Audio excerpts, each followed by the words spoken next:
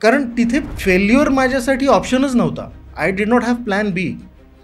मी जर नोकरी सोडली आहे तर मला ते सक्सेसफुल करावंच लागणार आहे ॲट एनी कॉस्ट. माझ्याकडे प्लॅन बी नव्हताच. वाईट ह्या गोष्टीचं वाटलं की आयुष्यात अनेक वर्षानंतर मला काहीतरी करायची संधी मिळाली होती जी गेली. सगळ्यात महत्त्वाची गोष्ट अशी की मला माझं फिजिक्स, माझं अपब्रिंगिंग, माझ्या आवाजाशी असलेल्या लिमिटेशन्स, माझ्या लुक्सच्या लिमिटेशन्स ह्या मला कळलं पाहिजे की मी काय करू शकतो. मला आधी अभिनेता म्हणून जेव्हा मी काम करायचो, ॲक्टर म्हणून, तेव्हा मला असं वाटायचं की अरे मी माझं काम करतो, आय एम द बेस्ट. बरोबर.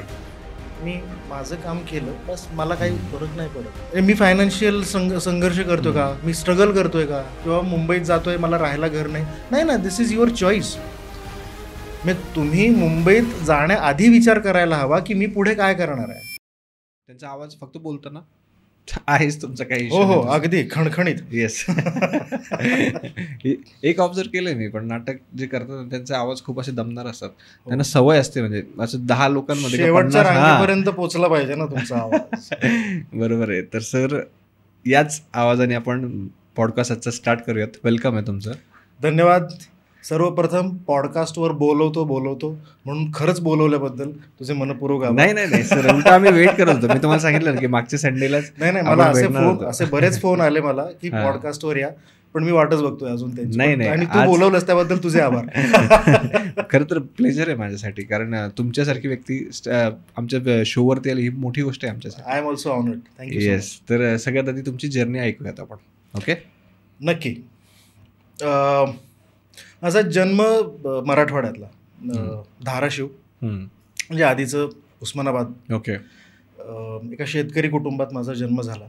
प्राथमिक शिक्षण श्रीपतराव भोसले हायस्कूल, नंतर कॉलेज रामकृष्ण परमहंस महाविद्यालय, तिथपर्यंत. आता आर्थिक परिस्थिती, आता मी दोन्ही गोष्टी पॅरललमध्ये सांगतो तुला. तर वडील शेतकरी होते आणि आर्थिक परिस्थिती फार काही अशी एवढी नव्हती. त्याच्यामुळे 8वीपासूनच कमवायची सवय, म्हणजे आईने असं सांगितलं होतं की नाही आता आपल्याला थोडं जरा करायला पाहिजे. त्यामुळे 8वीपासूनच नोकरी करायला सुरुवात केली. माझा पहिला आयुष्यातला जॉब मी न्यूजपेपर डिस्ट्रीब्यूट करायचो. सकाळी उठून सकाळ पेपर, लोकमत पेपर, 5 वाजता जायचं बस स्टँडवरती. सायकल होती माझी पहिली सायकल. तेव्हापासून सायकलवर प्रेम आहे. तर सायकलच्या कॅरियरला लावायचं. गणेशनगर हे सगळं 100 पेपर रोज वाटायचे. 8वी 9वी 10वी 11वीपर्यंत केलं. आता 12वीमध्ये ते 12वीचं प्रेशर असतं एक फॅमिलीमध्ये मुलांवरती, स्पेशली मध्यमवर्गी. 12वी ते घरच्यांना जास्त होतं, मला फार काही नव्हतं. त्याच्यामुळे 12वीमध्ये तेवढं ते काही केलं नाही. मग 12वीमध्ये बऱ्यापैकी मार्क्स मिळाले. ग्रॅज्युएशनसाठी परत रामकृष्ण परमहंस महाविद्यालयामध्ये ॲडमिशन घेतलं. पण त्या पिरियडमध्ये कॉम्प्युटर नवीन ओळख झाली. बरोबर. मग आता काय, मग आम्ही 2 मित्रांनी, हेमंत कुलकर्णी, महादेव शेळके आणि सौरभ गांधी, आम्ही 3-4 मित्रांनी म्हणून एक कॉम्प्युटर घेतला. मग आम्ही जॉब वर्क्स करायला सुरुवात केली. आता गांधी माझा जो मित्र होता तो एक बिझनेस फॅमिलीमधून आला होता. तर मग आम्ही तिघांनी मिळून परत सेंटचा व्यवसाय सुरुवात केली. तर आम्ही घरी सेंट बनवायचो. मग ते आजूबाजूच्या शहरात जाऊन, खेड्यात जाऊन तो विकायचे. हा सगळा प्रकार आम्ही ग्रॅज्युएशनपर्यंत केला. मग ग्रॅज्युएशन कम्प्लीट झालं. मग आता पुढे काय करायचं, तर माझे बरेचसे जे ज्या मित्रांची आत्ता मी नावं घेतली ते सगळे गेले औरंगाबादला, संभाजीनगरला, आणि मास्टर्स करायचं आहे. पण आता तेव्हा माझी आर्थिक परिस्थिती अशी नव्हती की बाबा मी अनफॉर्च्युनेटली नाही जाऊ शकलो. बरोबर. मग मी असं ठरवलं की नाही, अरे आता जाऊयात, पास झालं ग्रॅज्युएशनपर्यंत, ठीक आहे, आता पुण्यात जाऊयात आणि आपण नोकरी करूयात. मग 2004मध्ये मी पुण्यात आलो. 10 मे 2004 टू बी प्रिसाईज. आणि 17 मे 2004 पासून नोकरी सुरू झाली. म्हणजे अगदीच 8 दिवसात मला जॉब मिळाला. डेटा एंट्री बेसिक लेवलला जे आपण म्हणतो ते. मग जॉब मिळाला. मग ते सुरू झालं व्यवस्थित सगळं. काम मिळायला लागलं, काम मला यायला लागलं. सगळ्यात महत्त्वाचं, कारण अनेक गोष्टी होत्या. सगळ्यात महत्त्वाचा संघर्ष माझा होता इंग्रजी बोलणे. बरोबर. कारण एकतर मराठवाड्यातून आलेला मुलगा, शेतकरी कुटुंबातून आलेला मुलगा, ज्याला पुण्यात आल्यानंतर स्वतःचं इंट्रोडक्शनही धड येता येत नव्हतं. त्याला इथे इंग्लिशमध्ये स्टेटस अपडेट्स द्यायचे. पहिलं तर म्हणजे हे उडायचं, म्हणजे अशी कळायचं नाही काय, एकतर काय बोलतात ते कळायचं नाही. कारण भलेही माझं शिक्षण ग्रॅज्युएशन पर्यंत इंग्रजी माध्यमातून झालं असलं पण तेवढं नसतं ते. तुम्हाला पेपरमध्ये लिहिता आलं, व्होकॅब्युलरी तेवढी नव्हती. मग तेव्हा चांगले असे मित्र भेटले की जे माझ्यासोबत राहायचे, मी ज्यांच्यासोबत मी ते इथं रूम शेअर करायचो पुण्यामध्ये कॉट बेसिसवरती शनिवार पेठेत. मग त्या मित्रांनी ओळख करून दिली की बाबा हे इंग्लिश स्पीकिंग कोर्स असा, हे रॅपिड एक्स नावाचं एक पुस्तक असतं, हे तुला असं म्हणायचं तर मग असं. मग त्या मित्रांनी माझी इंग्रजीची तयारी करून मग ते इंट्रोडक्शन प्रिपेअर करून घेतलं. असं करत करत करत मला 8 दिवसात जॉब लागला. मग जॉब करत करत एका कंपनीतून दुसरी कंपनी, दुसऱ्या कंपनीतून तिसरी कंपनी, असं करत करत माझे 1-1.5 वर्ष गेलं. त्या 1.5 वर्षाच्या पिरियडमध्ये हे जे माझे मित्र संभाजीनगरला, म्हणजे तेव्हाचा औरंगाबाद, तेव्हा युनिव्हर्सिटीमध्ये तिकडे जे गेले होते त्याच्यातल्या एकाने आगाऊपणा करून माझ्या नकळत माझं ॲडमिशन घेतलं होतं तिकडे मास्टर्सला. आणि परीक्षेच्या आधी 1 दिवस आले माझ्याकडे आणि म्हणाले की हे घे तुझं हॉल तिकीट, आम्ही तुझं ॲडमिशन घेतलेलं आहे मास्टर्सचं, तुझी फीज भरलेली आहे, हा तुझा सिलेबस आणि हे तुझं परीक्षेचं वेळापत्रक. मी डोक्याला हात लावला. अरे म्हटलं मी कसं करणार आहे. नाही तू काही काळजी करू नको, तू फक्त औरंगाबादला ये सुट्ट्या काढून. म्हटलं ठीक आहे. आणि असं करत करत मी झालं, माझं पोस्ट ग्रॅज्युएशनही झालं. All credit goes to my friends. मग म्हणजे हा फर्स्ट सेमिस्टरचा भाग झाला. मग प्रश्न राहिला दुसरं, तिसरं, चौथं, 4ही सेमिस्टर. 4ही सेमिस्टरमध्ये एकही बॅकलॉग न राहता, एटीकेटी न राहता 4ही सेमिस्टर्स मी क्लिअर केले. तेव्हा असं रिअलाईज झालं की अरे हां, आपल्याला पण जमतंय बरं का या क्षेत्रातलं काहीतरी. उगाचच आपण अभ्यासाचं आपल्याला फार काही जमत नाही असं म्हणून जो स्वतःला उगाचच आपण कमी लेखत होतो तसं काही नाही, आपण हुशार होतो असं ते काय कॉन्फिडन्स आला. आणि बाय द टाईम इकडे माझं नोकरी सुरूच होती तेव्हा टेक्निकल डॉक्युमेंटेशन वगैरे ह्या सगळ्या डिपार्टमेंटमध्ये मी काम करायचो. सायबेज मस्कमध्ये होतो तेव्हा. मस्क लॉजिस्टिक्स, आपण जे ट्रान्सपोर्ट, इम्पोर्ट एक्सपोर्ट व्हेसल्स वगैरे बघतो, शिप्स बघतो ना, ते which was one of the the largest in the shipping industry. तर जेव्हा माझ्या अकॅडमिक्समध्ये मास्टर्सची डिग्री ॲड झाली तेव्हा मी माझ्या मॅनेजरला सांगितलं की सर माझं असं असं आता हेही कम्प्लीट झालेलं आहे, तर काय करता येऊ शकेल मला.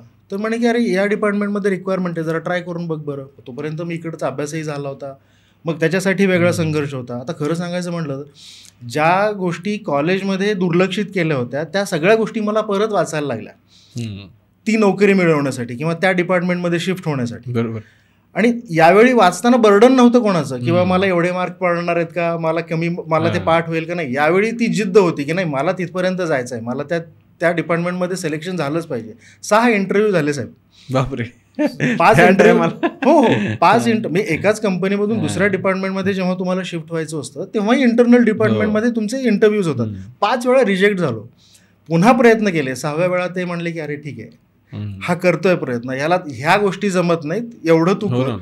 आणि मी प्रत्येक वेळी काय करायचो की रिजेक्ट झालोय ना तर मला काय काय प्रश्न विचारले ते मी लिहून ठेवायचो. बाबा हे 5 प्रश्न विचारले मला, त्याच्यातले मला कुठलं लिहिता आलं, मला काय सांगता आलं त्यांना, हे अच्छा म्हणजे हे 3 प्रश्न नवीन आहेत. मग पुन्हा पुढच्या वेळी ते 3 प्रश्न ॲड करायचो आणि पुन्हा इंटरव्ह्यूला जायचो. असं करत करत माझं झालं म्हणजे बऱ्यापैकी 6व्या इंटरव्ह्यूपर्यंत म्हणजे त्यांचेही प्रश्न संपले होते जवळपास आणि माझ्याकडेही बऱ्याच प्रश्नांची उत्तरं तयार झाली होती. म्हणजे एखादी गोष्ट जर मिळत नसेल किंवा नाही होत तर ती का होत नाही, मग ती होण्यासाठी मला काय करायला लागेल. इंग्रजी येत नाही ना, हां ठीक आहे, तर मग इंग्रजी येण्यासाठी मला काय करायला लागेल, मला पेपर वाचायला लागेल, मला इंग्रजी व्होकॅब्युलरी माझी जास्त चांगली पाहिजे, मग ते करायचं. सोपं आहे ना. असा एक ॲटिट्यूड मुळातच पहिल्यापासून का कोणास ठाऊक असं ते आहेच आजपर्यंत. मग त्या डिपार्टमेंटमध्ये जॉब सुरू झाला आणि आवडायला लागलं ते आता की वेगळं काहीतरी आपण करतोय. तोपर्यंत अभिनय आणि ह्या सगळ्या गोष्टींशी म्हणजे फार काय याचा संबंध नव्हता. म्हणजे ॲक्टिंग वगैरे कॉलेजमध्ये असताना एकांकिका स्पर्धा, युथ फेस्टिवल्स वगैरे तिथपर्यंत केलं होतं. मित्रांसमोर अगदी 4 मित्रांसमोर गप्पा मारताना एखाद्या कलाकाराची मिमिक्री करून दाखवणे किंवा एखादा मोनोलॉग पिक्चरमधला आवडतोय, वऱ्हाड निघालं लंडनला, त्याचे मी बरेचसे सादरीकरण करायचो मित्रांसमोर. तेवढ्यापुरतं तेवढं होतं, पण त्याला काही व्यवसाय किंवा या सगळ्या गोष्टींचा तेव्हा गंधही नव्हता. करिअर म्हणून कधी बघितलं, कधी वाटलंच नाही मला. मग जेव्हा 2010मध्ये लग्न झालं, मग आता मस्क संपलं, मस्क नंतर मी सायबेजमध्ये गेलो.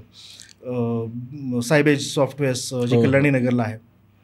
मग 2010मध्ये माझं लग्न ठरलं तेव्हा मी टेक्निकल सपोर्टमध्ये एका US कस्टमरसाठी मी काम करायचो. तेव्हा नाईट शिफ्ट्स होत्या माझ्या. आणि असं कानावर आलं की इंटर IT कॉम्पिटिशन आहे, ज्या कॉम्पिटिशनमध्ये सायबेजने पार्टिसिपेट केलं आहे आणि ज्यांना ज्यांना इच्छा आहे ॲक्टिंग करण्याची किंवा त्या कॉम्पिटिशनमध्ये कुठल्याही डिपार्टमेंटमध्ये काम करण्यासाठी तुम्ही प्लीज हा फॉर्म सबमिट करा आणि या वेळेत ह्या ठिकाणी ऑडिशनला या. अरे वा, क्या बात आहे. म्हणजे ते आठवलं कॉलेजमधलं, अरे आपल्याला जमतंय, आपण करूयात म्हणून ट्राय केलं. मग तिथे गेलो, ऑडिशन झालं, सिलेक्शन झालं आणि त्या पिरियडमध्ये माझं लग्न ठरलं होतं. म्हणजे I think it was in the December महिन्यात, तेव्हाच होती ती परीक्षा कॉम्पिटिशन. तर डिसेंबर 2010ला माझं लग्न. मी त्यांना सांगितलं की बाबा असं माझ्या काही प्लॅन्ड लिव्ज आहेत, मी नसणार आहे त्या दिवशी आणि मला जायला लागेल आता. तर सिलेक्शन तर झालेलं आहे, मी काही दिवस तालमी केल्या होत्या, प्रॅक्टिस केल्या होत्या. ते म्हणे की ठीक आहे, तू आल्यानंतर मग आपण रिजॉईन करूयात. मग मी गेलो सुट्टीवरती, लग्न झालं. मग परत पुढे प्लॅनिंग करून ठेवलं होतं, फिरायला गेलो होतो महाबळेश्वरला. 8 दिवसांची सुट्टी होती आणि ते सगळं चालू होतं व्यवस्थित, पण मनात कुठेतरी असं कायम कॉन्टॅक्ट मित्रांची, अरे काय झालं आज, तालीम झाली का, सर आले होते का, ते मॅडम आल्या होत्या का, ते झालं का, पाठांतर झालं का तुमचं. नाही रे, माझं चालू आहे पाठांतर. तिकडे स्क्रिप्ट घेऊन गेलो होतो मी हनीमूनला. तर तेव्हाच बायकोच्या लक्षात आलं होतं की तिला काय तारेवरची कसरत आहे आयुष्यभर. बरोबर. पण नंतर हळूहळू माझ्या कानावर ती गोष्टी अशा आल्या की अरे कदाचित माझं कॅरेक्टर रिप्लेस होत आहे. मी साहेब 8 दिवसाची माझी सुट्टी कॅन्सल करून बायकोला घेऊन मी डायरेक्ट पुण्याला आलो. हनीमून कॅन्सल नाही म्हटलं, जरा अर्जंट मला जायला लागतंय. तिलाही माहित होतं की बाबा असं चालू आहे, कारण ऑब्व्हियसली. मग पुण्यात आलो ऑफिसला म्हणजे काय, ऑफिस तर ऑफिशियली सुट्टीवरच होतो. मी डायरेक्ट प्रॅक्टिसच्या इथे गेलो आणि मी त्यांना म्हटलं की मी आलोय, आपण आता करूयात, मी झालं माझं पाठांतर वगैरे. मग तेव्हा मला त्यांनी साईडला घेतलं, म्हणजे की जरा असं गडबड झाली इकडे तुझ्यामुळे असं नाही, पण बाकी काही इकडे चेंजेस झाले टेक्निकल, आमच्याही अडचणी होत्या, त्यामुळे आम्ही काही तुला कंटिन्यू करू शकत नाही. तेव्हा हर्ट झालो खूप. म्हटलं अरे नाही, बापरे, हे फार वाईट झालंय आपल्यासोबत, आता परत तर बायकोला घेऊन नाही जाऊ शकत. मग विचार केला की बायकोला फोन केला, म्हटलं त्रास झाला असेल, कारण अशक्य लाईफचा असा मोमेंट आपण सोडून एखाद्या गोष्टीसाठी येतो आणि ती पण मिळत नाही, हे पण गेलं. वाईट ह्या गोष्टीचं वाटलं की आयुष्यात अनेक वर्षानंतर मला काहीतरी करायची संधी मिळाली होती, जी गेली. मग ती गेली तर कशी गेली, आता ती संधी कशी मिळू शकेल. पुन्हा तो स्वभाव गुण आडवा आला. मग त्या ज्या मॅडम होत्या, म्हणजे माझी चांगली मैत्रीण होती अमृता देवळे, मग तिला रिक्वेस्ट केली की अमृता असं आहे, ते HR मध्ये होत्या आणि she was managing the entire event. तिला रिक्वेस्ट केली, मी म्हटलं आता मला नाटक करायचं आहे. तर ती अथर्व थिएटर्स नावाच्या एका ग्रुपमध्ये पिंपरी चिंचवडला निगडी प्राधिकरणचा इकडचा ग्रुप होता तो, तर तिकडे ती काम करायची. म्हटलं मला काम करायचं आहे. तर ती म्हणे की ह्या दिवशी आमच्या ह्या अशा नाटकाचा प्रयोग आहे, तू ये, मी तुझी सरांची ओळख करून देते. गेलो. आता ग्रुप चिंचवडला, मी राहायला कर्वेनगरला, माझं ऑफिस कल्याणी नगर. विचार करा, म्हणजे मी मग सरांची ओळख झाली. सरांनी म्हटलं की ठीक आहे, हे नाटक आहे, तू ये जा तालमीला. मग मी काय करायचो, 2 ते 10ची शिफ्ट करायचो, 10 वाजता घरी यायचो. ते सगळे जॉब करणारे वगैरे त्यांच्यावर तालमी रात्री 11, 11:30 वाजता. मग 10 वाजता घरी पोहोचायचो मी इकडे. इथून मी निगडी प्राधिकरणला जायचो, इकडे प्रॅक्टिस करायचो 3 वाजेपर्यंत. परत मी घरी जायचो कर्वेनगरला सकाळी पहाटे. बापरे. झोपायचं, जेवायचं, ऑफिसला जायचं. हे असे सगळे कुठाने. पण नाटक सोडवत नव्हतं ना, कारण ठरवलं होतं काहीतरी करायचं. मग असं करत करत त्या नाटकामध्ये एक दिवस टेपऱ्याची रिप्लेसमेंट होती, म्हणजे टेपऱ्या नव्हता. मग साऊंड ऑपरेट केलं, मग बॅकस्टेज केलं, पेट्या उचलणे, कपड्यांच्या गाड्या घालणे, एव्हरीथिंग. मग नंतर पुढे हळूहळू एक दिवस एका कलाकाराची रिप्लेसमेंटसाठी सरांनी विचारलं की अरे हे कॅरेक्टर तू पाहिलंच नाटक तुझं, बघ बरं तुला जमतंय का, दे ऑडिशन. मग करून दाखवलं, आवडलं. मग ती रिप्लेसमेंट केली आणि त्या दिवसानंतर त्या नाटकामध्ये मी कलाकार म्हणून इंट्रोड्यूस झालो, एक नट म्हणून. ते सगळे त्या डॉक्टर संजीव कुमार पाटील ह्या सरांनी माझ्यावरती टाकलेला तो विश्वास आहे. मग त्याच्यातून एकातून दुसरं नाटक, मग दुसरं नाटक आपण करतोय, मग तेव्हा तू पहिल्यापासूनच या नाटकामध्ये ये. असं करत करत अथर्व थिएटर्सशी मी निगडीत झालो. मग सरांनी पुन्हा 4 ठिकाणी अजून मला रेकमेंड केलं. रिप्लेसमेंट मास्टर होतो मी, म्हणजे अगदीच 3 दिवसामध्ये हा माणूस कुठल्याही भूमिकेसाठी तयार होऊ शकतो, किती मोठी वाक्य असली तरी. हा विश्वास माझ्यावरती सरांनी टाकला होता. मग त्याच्यामुळे दुसऱ्या कुठल्या ग्रुपमध्ये जर रिप्लेसमेंट असेल, जसं गंधाली, भरतनाट्य मंदिर, भरतनाट्य संशोधन मंदिर, अथर्व थिएटर्स तर मी तुम्हाला बोललोच, अशा अनेक पुण्यातल्या संस्थांमध्ये माझं इंट्रोडक्शन झालं. मग त्यांची नाटकं मला यायला लागली, मग ती मी काम करायला लागलो. संगीत नाटकात काम केलं भरतनाट्याच्या, गंधालीमध्ये सूर्याची पिल्ले वगैरे ह्या नाटकांमध्ये कामं केली. ते कॉन्फिडन्स आलं की नाही अरे हे जमतंय आणि आपण करतोय, छान करतोय. मग over the period of time इकडे नोकरी सुरूच होती, नाईट शिफ्ट असायची, सगळं मॅनेज करणं वगैरे दोन्ही. मग नंतर असं झालं की अरे आता नाटक तर आपण करतोय, आपण थोडं जरा एक्सप्लोर व्हायला पाहिजे. मग आपण टेलिव्हिजनमध्ये एकदा ट्राय करूया, नेक्स्ट लेवल गेलं पाहिजे. मग कसं करायचं, तर मग सरांना रिक्वेस्ट केली, म्हटलं की सर मला आता बघा काही आहे का. तर सरांची तेव्हा लक्ष सिरियलमध्ये ते खूप कन्सिस्टंटली काम करायचं. मग सरांनी इंट्रोडक्शन करून दिलं तिकडे. मग त्यांनी माझं ऑडिशन घेतलं, ऑब्व्हियसली, म्हणजे everything was audition based only. मग ऑडिशन झालं, मग त्यांनी बोलवलं की अरे ह्या कॅरेक्टरसाठी. मग नंतर असं लक्षात आलं की बाबा आपण काम तर करतोय, पण टेलिव्हिजनमध्ये एकतर तुमची डिपेंडन्सी, तुमच्यावर असणारी डिपेंडन्सी खूप आहे, जास्त आहे. मग इकडे नाटकंही सुरूच होती, ऑफिसमध्येही काम सुरूच होतं, नोकरी चालूच होती. तोपर्यंत मी सायबेज सोडून मी पर्सिस्टंट सिस्टम्स जॉईन केली होती. आता पर्सिस्टंट जॉईन झालो तेव्हा जस्ट इमिजिएटली एकांकिका स्पर्धा म्हणजे पर्सिस्टंट नाट्य महोत्सव अरेंज केला होता आणि मला तर आवडच. मग म्हटलं नाही आपण लगेच पार्टिसिपेट करायचं. मग मी त्या एकांकिका नाट्य महोत्सवमध्ये मी पार्टिसिपेट केलं. तेव्हा एकपात्री प्रयोग केला होता, वराड निघाले लंडनलाचं एक छोटंसं सादरीकरण, एक तासाचं वगैरे ते केलं, आवडलं. मग त्याच्यात बेस्ट ॲक्टर प्राईज मिळालं. अरे म्हटलं अरे वा, आवडतंय आपल्याला, जमतंय चांगलं. आणि हे चालू होतंय, तिकडे चालू होतंय, ऑफिसमध्ये काम वाढलंय आणि हे अनेक वर्ष असंच चालू झालं. आता पुढे काय करायचं म्हटलं, आता टेलिव्हिजन तर आपण जर करायचं म्हणलं तर समजा आपल्याला 8 दिवसाचं जरी आलं, आणि हे सगळं प्री कोविड मी सांगतो बरं का, की जेव्हा तुमची जेव्हा इन पर्सन तुमची अवेलेबिलिटी ऑफिसमध्ये असणं बंधनकारक होतं तुम्हाला. बरोबर, म्हणजे तुम्ही ऑफिस म्हणजे घरून ऑफिसमध्ये कल्चरच नव्हतं ना, हे वर्क फ्रॉम होमचं जास्त कल्चरच नव्हतं. घरून ऑफिसचं काम करणं हे एक तुम्हाला अनेक अप्रुव्हल्स घ्यायला लागायचे, की तेव्हा लोकांच्या गावी नसायचं की अरे घरून कसं काय काम करू शकतोस तू असं.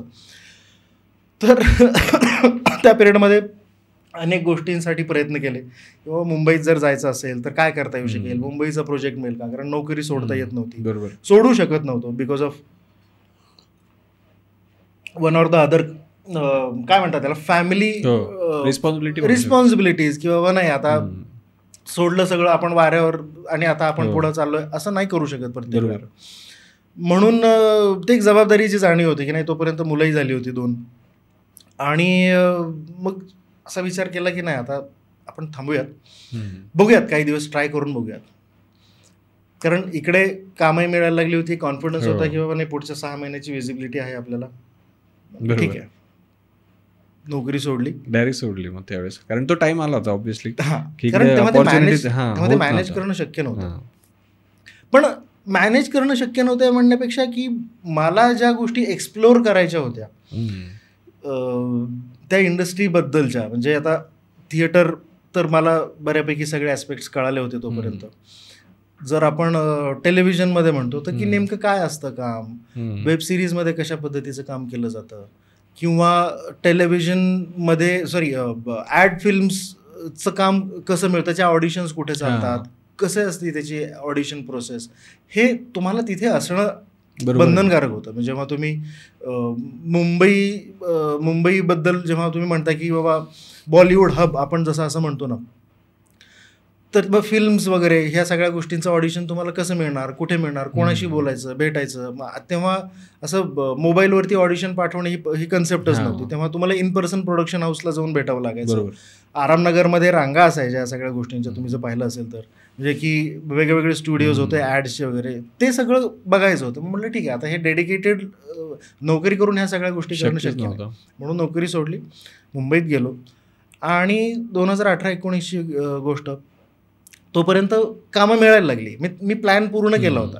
किंवा मी मुंबईत असताना मी काय करणार आहे, मी एक ना एक दिवस प्लॅन केला होता की आता कुठले सिरियल्स चालू आहेत, ठीक आहे, तर ह्या मराठी 10 सिरियल्स चालू आहेत, हिंदी 10 सिरियल्स चालू आहेत, तर ही त्यांची कुठल्या प्रोडक्शन हाऊसच्या सिरियल्स चालू आहेत, त्यांची शूटिंग कुठं चालतात, मी कुठल्या लोकांना ओळखतो, मी कोणाला जाऊन भेटू शकतो. प्रॉपर प्लॅनिंग ऑब्विसली, कारण तिथे फेल्युअर माझ्यासाठी ऑप्शनच नव्हता. I did not have plan B. मी जर नोकरी सोडली आहे तर मला ते सक्सेसफुल करावंच लागणार आहे ॲट एनी कॉस्ट. माझ्याकडे प्लॅन बी नव्हताच की बाबा मी परत येऊन नोकरी जॉईन करू शकेन, मला ते करायचंच नव्हतं. I never had plan B. मी आता हे करतोय ना, मग हेच करायचं. Take a decision and then make it right. There is no right or wrong decision. हा प्रश्न अनेक वेळा मला म्हणजे लोकांनी विचारलं की तुम्ही एवढं कॉन्फिडेंटली कसं काय सांगू शकता की नाही माझा डिसिजन तो योग्य आहे किंवा मी आधी डिसिजन घेतो आणि मग तो योग्य आहे का अयोग्य आहे ते ठरवतो. बरोबर. त्याला योग्य करून दाखवणं ही माझी जबाबदारी आहे. एकदा मी घेतलं ना डिसिजन, आता मी परत नाही ना येऊन म्हणू शकतो नाही मला तेव्हा वाटत होतं की मी आता नाही का आपण मला त्यावेळेस आयडिया नव्हती किंवा असं नाही म्हणू शकत मी. अरे it's not only me, responsibility, 2 मुलं आहेत, फॅमिली आहे, सगळ्यांची जबाबदारी माझ्या खांद्यावरती असताना अशा चुका मी नाही करू शकत. बरोबर. ठीक आहे, आता जायचं तर पूर्ण प्लॅन करून जायचं. आणि उद्या चालून समजा मी अयशस्वी झालो तर I will have no regrets की अरे मी प्रयत्न ट्राय नाही केलं. ते महत्वाचं आहे. प्रयत्न माझे पूर्ण असले पाहिजे. आणि मग ते सगळं दीड वर्ष तिकडे केलं. आणि नंतर अचानक एक दिवस न्यूजपेपरमध्ये बातम्या, टेलिव्हिजनमध्ये बातम्या यायला लागल्या की कोरोना नावाचा काहीतरी एक व्हायरस आलेला आहे आणि सगळं बंद, लॉकडाऊन. अरे बापरे, आता काय करायचं? कारण तोपर्यंत कामं मिळायला सुरुवात झाली होती.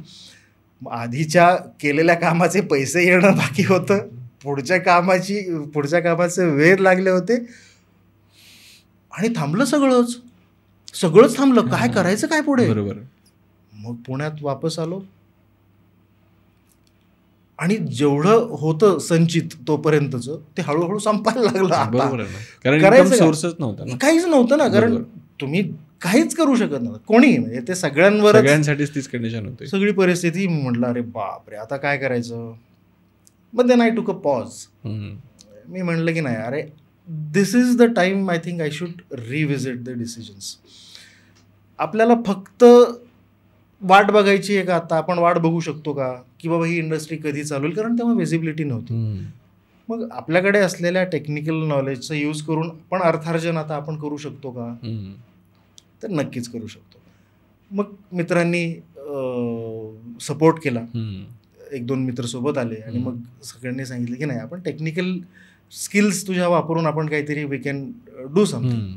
ठीक आहे, हरकत नाही. आणि त्याच्यात यश मिळालं. मित्र सोबत आले, मग एक सोडून दुसरा क्लायंट वगैरे, ह्या सगळ्या गोष्टी, म्हणजे पर्सिस्टन्सची असोसिएशन पुन्हा झालंच नक्की माझं.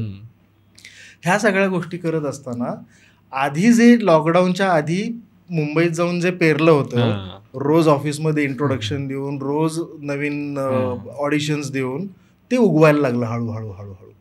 तेव्हा केलेली कामं त्या प्रोडक्शन हाऊसमधनं फोन यायला लागले की सर असं आहे, एक ऑडिशन आहे, आपण एक ॲड केली होती सर एक फिल्म करतोय तुमचं, मी ते काम बघितलं होतं, तुम्ही जरा आपण एकदा बोलू शकतो का? नाही मी मुंबईत नाही येऊ शकत आता. नाही हरकत नाही ना सर, तुम्हाला मुंबईत यायची गरजच नाही आहे, तुम्ही मोबाईलवरती ऑडिशन शूट करून पाठवा. आणि मग त्या इंडस्ट्रीची एक नवीन दारं उघडी झाली सगळ्यांसाठीच. बरोबर, की तुम्हाला मुंबईत जायची गरज नाही, तुम्ही आता कुठूनही तुमचं ऑडिशन देऊ शकता, तुम्ही कुठूनही काम करू शकता. हे एक वेगळाच पर्स्पेक्टिव्ह कोरोनाने आपल्याला दिला.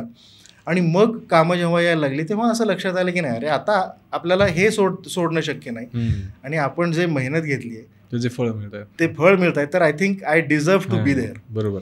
म्हणून मग त्या गोष्टी मॅनेज करत आणि फॉर्च्युनेटली इथे कसं होतं ना की आधी इन पर्सन तुमची अवेलेबिलिटी ऑफिसमध्ये असणं गरजेचं होतं. आता तसं नव्हतं. आता तुम्ही घरून काम करू शकत होता. एखाद दिवस जर तुम्हाला असं वाटलं की नाही मला 10 ते 12 म्हणजे गोष्टी मॅनेज होत होत आहे आता त्याच्यानंतर, करेक्ट, तर 1 तासाची माझी 2 तासाची माझी अवेलेबिलिटी नाही आहे आता, 2 तास मी नाही, तर मी सांगू शकतो की आज मला 2 तास उशीर होणार आहे, 12 नंतर मी जगाच्या पाठीवर जिथे कुठे असेन. Fortunately that was the nature of my work. Okay, मी सांगू शकतो की नाही मी आता 12 नंतर आज मी अवेलेबल आहे किंवा 2 ते 3 मध्ये मी अवेलेबल नसेल किंवा मी अवेलेबल आहे, काय असेल ते आत्ता सांगा. तोपर्यंत ह्या सगळ्या गोष्टी चालू झाल्या, तिकडनं कामं यायला लागली. आणि मग त्याच ह्याच्यामध्ये चंदू चॅम्पियन सारखी फिल्म माझ्याकडे आली, फनरल सारखी फिल्म माझ्याकडे आली, संगी नावाचा चित्रपट आला, अनेक ॲड्स केल्या, अनेक टेलिव्हिजन कमर्शियल्समध्ये कामं केली. आणि अजूनही चालूच आहे संघर्ष. त्यानंतर मग ॲज अ प्रोड्युसर म्हणून तो शिफ्ट कसा होता समजा? हां. आपल्याकडे असं म्हणतात ना की एक निर्माता असतो, तो निर्माता नाटक प्रोड्यूस करतो किंवा नाटक निर्माण करतो. इथे माझ्या बाबतीत उलटं झालंय. इथे नाटकाने निर्माता निर्माण केलाय. तुम्हाला गंमत सांगतो, जेव्हा ह्या सगळ्या गोष्टी सुरू होत्या तेव्हा संयुक्त मानापमान 101 म्हणजे मी श्रीरंग गोडबोले यांच्यासोबत अनेक वर्षापासून काम करतोय त्यांच्या सिरियल्समध्ये किंवा त्यांच्या छोट्या मोठ्या इव्हेंट्समध्ये. कारण मी मुंबईत जेव्हा गेलो होतो तेव्हा he was the first person who gave me a break. की त्यांनी मी भेटायला गेलो त्यांना आणि त्यांना विचारलं की सर असं असं मी आलो आहे आता नोकरी सोडून. त्यांनी हातात काय काम आहे का म्हटलं नाही. हां नोकरी सोडली म्हणलं हो सोडली. अरे देवा बरं ठीक आहे असं म्हणून मग त्यांनी मटा सन्मान 2019 मला एक स्किट दिलं होतं आणि त्याच्यानंतर अनेक वर्ष मला ते सपोर्ट करतायत. तर सरांचा परत ऑफिसमधून फोन आला, कमिंग बॅक टू संयुक्त मानापमान 101 अभिराम भडकमकर लिखित संयुक्त मानापमान 101 या नाटकासाठी एका कॅरेक्टरला बहुतेक तुला फोन येईल तर तू बघ जरा त्यांच्याशी. म्हणून आला फोन, सरांशी बोललो, ऑडिशन झालं. ऋषिकेश सरांशी माझं पहिलं, ऋषिकेश जोशी यांच्याशी पहिलं इंट्रोडक्शन झालं आणि ऑडिशन माझं ओके झालं. सरांनी मला कास्ट केलं. ठीक आहे हरकत नाही. मग 5 प्रयोग होणार होते, शासनाचा उपक्रम होता तो, म्हणजे संयुक्त मानापमान केशवराव भोसले आणि बालगंधर्व या दोघांनी एकत्रितपणे केलेला 1921 सालचा प्रयोग.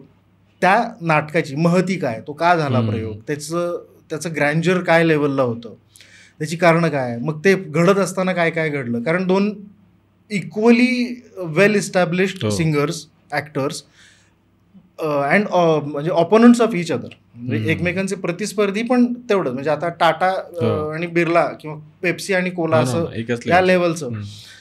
तर मग ते कसं झालं, मग ती गोष्ट जितकी इंटरेस्टिंग होती म्हटलं. आणि ऋषिकेश सरांबरोबर काम परत रंगा सरांनी नाव प्रपोज केलं होतं, तर म्हटलं ठीक आहे आपण करूयात. मग ते चालू झालं, तालमी केल्या. 5 पैकी 1 प्रयोग झाला. नंतर 3 महिन्याचा गॅप, पुन्हा 2 महिने तालमी झाल्या, पुन्हा 1 प्रयोग झाला, पुन्हा 3 महिन्याचा गॅप. हे सगळं मुंबई पुणे सुरू होतं.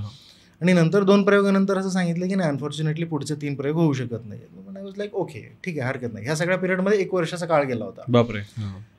तालमी प्रयोग असं मध्ये पुन्हा 3 महिन्याचा गॅप असं करत वर्षभर गेलं. मग नंतर सोडून दिलं. त्याच्यानंतर पुन्हा 6-8 महिन्यांनी ऋषिकेश सरांचा फोन आला की अरे बहुतेक नाटक रिओपन होतंय, एक निर्माता आले आणि त्यांना हे नाटक रिओपन करायचं. म्हणजे ठीक आहे म्हटलं कास्टिंग आहे का अजून तसंच, तर आहे सगळे आपण तेच सगळे लोक करणार आहोत. हरकत नाही. मग पुन्हा तालमी 3 महिने. तालमी झाल्या. 15 ऑगस्टला नाटक ओपन होणार होतं. अनफॉर्च्युनेटली 8 दिवस आधी असं सांगण्यात आलं की काही कारणामुळे हे नाटक पुढे होऊ शकत नाही. तेव्हा मग क्लिक झाल्या गोष्टी. म्हटलं अरे एका नाटकासाठी मग एवढं काय प्रॉब्लेम आहे, म्हणजे का नाटक नाही होऊ शकत. तर असं सर गमतीत मला म्हणाले की एवढंच तुला वाटतंय तर मग हो निर्माता. मला काय तेव्हा ते झेपलं नाही, पण ते सबकॉन्शियस माइंडमध्ये कुठेतरी राहिलं. मी पुण्यात वापस आलो आणि चर्चा केली, अनेक ठिकाणाहून फंड्स उभे केले, काही होते संचित होते. आणि मग एक दिवस सरांना फोन केला. म्हटलं की सर काय अडचण काय आहेत, किती लागतील. तर म्हटलं की एवढे लागतील. म्हटलं आहेत सर करूया. काय सांगतो तू पहिला मुंबईला ये. ओके. मुंबईला गेलो, सरांशी बोललो. सरांनी सगळ्या गोष्टी समजावून सांगितलं, ऑब्व्हियसली गाईडच केलं. आणि मग म्हटलं ठीक आहे हरकत नाही आपण करूयात. तर तसं झालो निर्माता. आणि जेव्हापासून नाटक ओपन झालंय, गोष्ट संयुक्त मानापमानाची आतापर्यंत 30-35 प्रयोग झालेत. भारतीय रंग महोत्सव मध्ये या नाटकाची स्पेशल एंट्री होती. आम्हाला विशेष निमंत्रित म्हणून बोलवलं होतं. आम्ही दिल्लीला जाऊन प्रयोग केला या नाटकाचा. इंदोरमध्ये प्रयोग झाला या नाटकाचा. आणि महाराष्ट्रात पुणे, मुंबई, नाशिक, कोल्हापूर, सांगली, पनवेल तर आपलंच आहे म्हणा, पण हे सगळ्या ठिकाणी प्रचंड चांगला रिस्पॉन्स आहे. लोकांना खूप आवडतं आहे नाटक. आम्ही खूप मेहनतीने बनवलं आहे. ऋषिकेश सरांनी खूप अप्रतिम दिग्दर्शन केलं आहे या नाटकाचं. अभिराम भडकमकर सरांनी अप्रतिम लिहिलेलं नाटक आहे. संगीत नाटक आहे. ओंकार प्रभू घाटे अजिंक्य पोंक्षे, पुन्हा आशिष नेवाळकर, ऋषिकेश, मी स्वतः कामही करतोय त्या नाटकामध्ये, गणपतराव बोडस यांची भूमिका करतो मी. तर हे असं एकंदरीत हे नाटक आहे आणि आवडतंय लोकांना, छान वाटतंय. त्यामुळे एक निर्माता म्हणून जे धाडस मी सुरुवातीला दाखवलं होतं, 16 लोकांची टीम आहे माझी, म्हणजे मिनी जाणता म्हणूयात आपण थोडक्यात असं बघायला गेलं तर. 16 लोकांची टीम आहे, टोटल 32 लोक आहेत. टेक्निकल टीम वगैरे सगळं बघितलं तर हा सगळा गाडा घेऊन जेव्हा आता एक एक प्रयोग पुढे सरकतोय, तसं नवीन नवीन गोष्टी शिकायला मिळतात आणि मजा येते, छान वाटतंय. बरोबर. आता स्टोरी तर सगळी कळाली, आता स्टेप बाय स्टेप आपण थोडेसे क्वेश्चन्स घेऊयात की जे स्टोरी ऐकत असताना माझ्या मनात सतत चालू होते. एक आपण क्वेश्चन घेऊयात की येस, सुरुवातीला ज्यावेळेस तुम्ही बोलत होते ना, तर तुमच्या तोंडून संघर्ष हा शब्द 2-3 वेळेस आला की संघर्ष. तर या शब्दाचा अर्थ तुमच्या हिशोबाने काय आहे तुमच्यासाठी? समजा संघर्ष म्हणजे नेमकं काय असतं? संघर्ष प्रत्येकाचा वेगळा आहे सर. म्हणजे स्ट्रगल, आता हा शब्द बऱ्याच लोकांनी तो इंटरव्ह्यूजमध्ये मैंने बहुत स्ट्रगल किया आहे असं म्हणून तो खूप चोथा केलेला शब्द आहे तो. पण संघर्ष प्रत्येकाचा वेगळा आहे. म्हणजे माझ्या लेखी संघर्ष, जोपर्यंत ती गोष्ट होत नाही, एखादी गोष्ट ती मिळवण्यासाठीची केलेली धडपड, हा माझ्यासाठी संघर्ष आहे. म्हणजे माझ्याकडे आज पैसे नाही आहेत म्हणून मी फायनान्शियल संघर्ष करतोय का, मी स्ट्रगल करतोय का, किंवा मुंबईत जातोय मला राहायला घर नाही ना. दिस is your choice.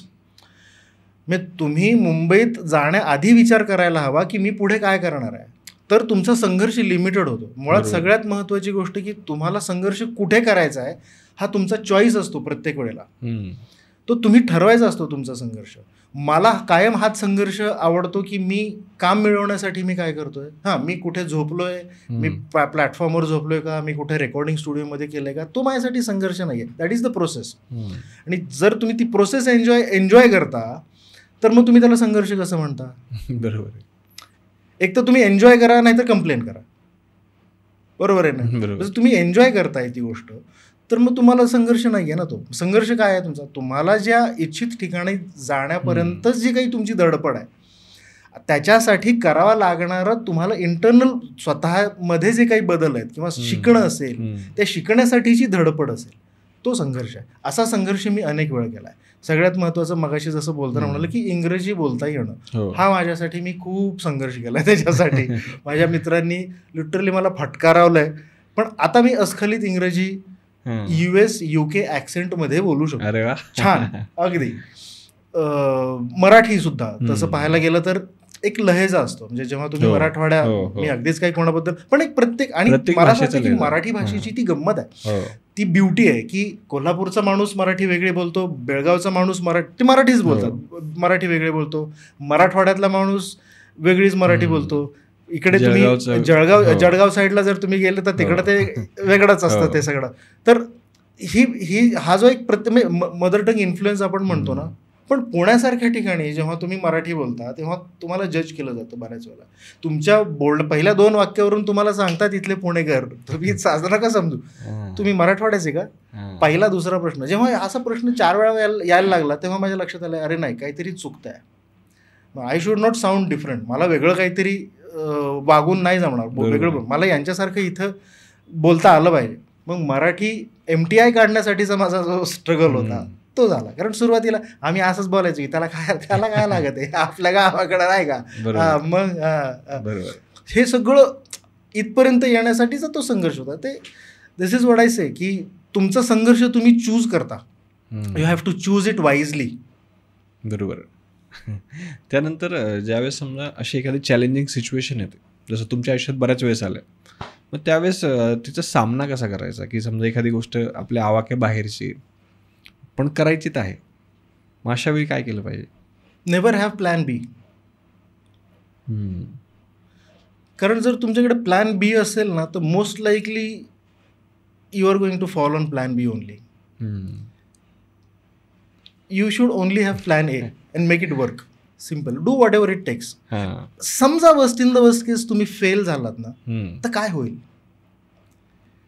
You will either learn or you will win. बरोबर. एक तर तुम्ही जिंकाल नाही तर तुम्ही शिकाल काहीतरी. पण at the end of the story तुम्हाला एक क्षणभरही असं कुठे नाही वाटलं पाहिजे की अरे मी कदाचित अजून थोडे जास्त एफर्ट्स टाकायला पाहिजे होते. एफर्ट्स टाकताना कमी करू नका. सक्सेस मिळणं न मिळणं बऱ्याच वेळेला, कारण हे क्षेत्रच मुळात परावलंबी आहे. एक तर तुम्हाला काम देणारी माणसं वेगळी आहेत, तुमच्या कामावरती प्रतिक्रिया देणारी माणसं वेगळी आहेत, कारण ते ऑडियन्स आहे. इंडस्ट्री तुम्हाला काम देतं, ऑडियन्स तुमचं काम जज करतं, मग तुमच्या कामाची प्रतिक्रिया तिसरा माणूस कोणीतरी लिहितो, मग तो चौथा माणूस पाचव्या माणसाला सांगतो, मग तो पाचवा माणूस तुम्हाला रेकमेंड करतो. हे सगळं परावलंबी क्षेत्र आहे. म्हणजे इथे तुम्ही मला आज काहीतरी सुचलंय, मी कविता लिहिली, मी मोकळा झालो, इतकं सोपं नाही येते. इथे तुम्हाला परफॉर्म करायचं आहे 4 बरं तुमच्या सहकलाकारांचं तुमच्याबद्दलचं असलेलं मतही तितकंच महत्त्वाचं ठरलं जातं बरं का. The way you behave on the sets किंवा नाटकाच्या ग्रुपमध्ये सुद्धा. त्याच्यामुळे हे क्षेत्र परावलंबी आहे. तुमच्या हातात तुम्ही कितपत यशस्वी होणार याचं फार काही गणित तुमच्याकडे नसतं, किंवा ते त्याचं ठोकताळ असा काही नाही किंवा मी एवढं केलं तर एवढं असं नाही. पण आपण 100% द्यायचं. आपण आपलं 100% दिलं की झोप छान लागते उगाच. आणि अपयशाला घाबरायचं नाही. Every failure that you have to, जितके जास्त फेल्युअर्स तुम्हाला येतील ना तितका चांगला माणूस तुम्हाला ही नियती बनवणार आहे आणि तितकेच स्ट्रॉंग तुम्ही बनणार आहात. त्यामुळे फेल्युअर्सला घाबरायचं नाही. आयुष्यात खूप हमने रोटिया कमर ठोकरे ज्यादा खाई आहे. बरोबर. आता की जसं कोविडचा काळ होता की बऱ्याच वेळेस आयुष्यात असं सिच्युएशन येते म्हणा की समोरचं आपल्याला नीट दिसतच नाही की यार खरंच आपलं भविष्य काय आहे. मग तो टाइम कसा पास करायचा, की समजा त्याच्यातून मार्ग कसा काढायचा. ह्यासाठी आहे ना मी तुम्हाला सायकलिंगचं उदाहरण देईन सर. सायकल हा एक माझ्या आयुष्यातला अविभाज्य घटक आहे. जेव्हा आपण सायकलवर असतो, सायकल चालवतो, तेव्हा सायकलिंगचं एक मूळ तत्व काय मला सांगा बरं. की पॅडल मारत राहायचं. मग आता हेच तत्व जर तुम्ही तुमच्या आयुष्यात इम्प्लिमेंट केलं, समजा मी आता थोडक्यात तुम्हाला तुमच्या सगळ्या प्रश्नांची उत्तरं तुम्हाला मिळतील. आता असं विचार करून चालूयात की सायकल इज अ लाईफ आणि एकाचं जीवन म्हणजे आपण आयुष्य वर्सेस सायकलिंग. हा माणूस यांनी जन्म घेतलाय, हा पुढे निघालाय आणि हा सायकलवर बसलाय, हा ह्याची राईड करतोय. आता मी सायकलिंगचे एक्झाम्पल्स तुम्हाला सांगतो. You try to relate it with your real life examples. आता सायकल चालवत असताना सगळ्यात महत्त्वाचं काय, you have to keep paddling. तुम्हाला पेडल मारत राहायचं आहे, बॅलन्स करत राहायचं आहे, ब्रेक तुमचे व्यवस्थित असले पाहिजेत सगळे. बरं, सायकल चालवत असताना रस्ता कसा असेल हे तुमची चॉईस असते का? नाही, आपल्या हातात नसतं. तुमच्या हातात नसतं. जसा रस्ता असेल तसं तुम्हाला सायकल चालवत राहावं लागतं.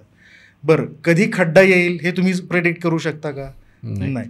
रस्त्यात खड्डे येतात, त्यावेळी तो खड्डा एकतर चुकवायचा असतो, जर चुकवता नाही आला तर जर्क बसतो, धक्का लागतो जोरात. त्या जर्क मध्ये फक्त स्वतःला सांभाळायचं असतं आणि बॅलन्स करायचं असतं. आता हेच फक्त तुम्ही तुमच्या रिअल लाईफ एक्झाम्पल मध्ये बरोबर इमॅजिन करा. आता रस्ता कायम सरळच असतो का? नसतो. आयुष्य बऱ्याच वेळेला चढ उतार असतात. बरं, चढ आला म्हणून सायकल सोडून द्यायची असते का? तर नाही. मूळ तत्व सायकलिंगचं आहे की तुम्ही पेडल मारत राहायचं. पण जर समजा चुकून तुम्ही रस्ता चढावरती तुम्ही सायकल वरून उतरला तर पुन्हा तर खूप मागे येण्याची शक्यता असते. आणि जर तिथेच राहून जर तुम्हाला पुन्हा शून्यापासून सुरुवात करायची असेल तर तिप्पट ताकद लावावी लागते. त्या ताकदीची तयारी ठेवा आणि मगच उतरा. नसेल तर 1च्या स्पीडनी का होईना, 2च्या स्पीडनी का होईना चालत राहा. कारण चढ कधी ना कधीतरी संपणार असतो. चढ काय आयुष्यभर नसतो. असं वर काय शेवटपर्यंत कुठलाही चढ बघा तुम्ही, हिमालय सुद्धा एका लेवलला जाऊन थांबतो. तो काही आकाशापर्यंत जात नाही किंवा इन्फिनिटीपर्यंत जात नाही, कुठेतरी तो थांबतो. जेव्हा चढ थांबतो तेव्हा एक स्टॅबिलिटी मिळते की, आणि आपण व्हेन वी लुक बॅक आपल्याला असं वाटतं की अरे आपण करून दाखवलं रे, मजा आ गया. पण नंतर सुरू होतो उतार.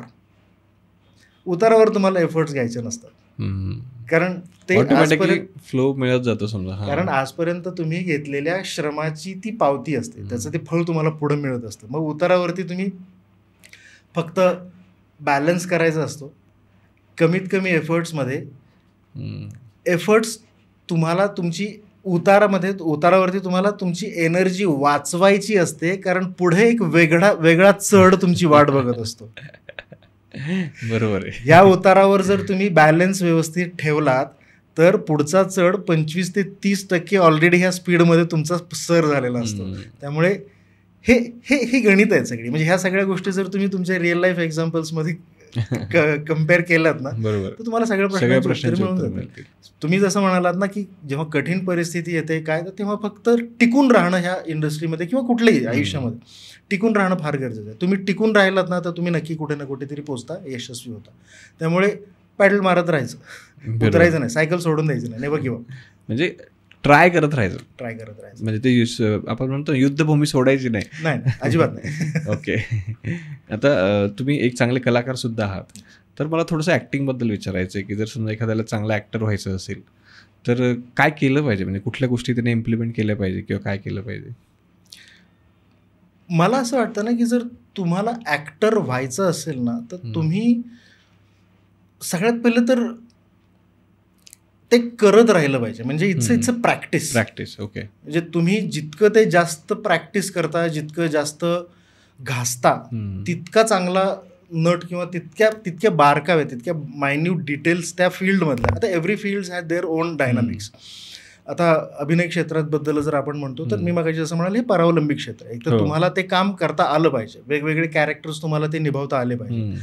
मग त्याच्यामध्ये सगळ्यात महत्त्वाची गोष्ट अशी की मला माझं फिजिक्स, माझं अपब्रिंगिंग, माझ्या आवाजाशी असलेल्या लिमिटेशन्स, माझ्या लुक्सच्या लिमिटेशन्स ह्या मला कळलं पाहिजे की मी काय करू शकतो.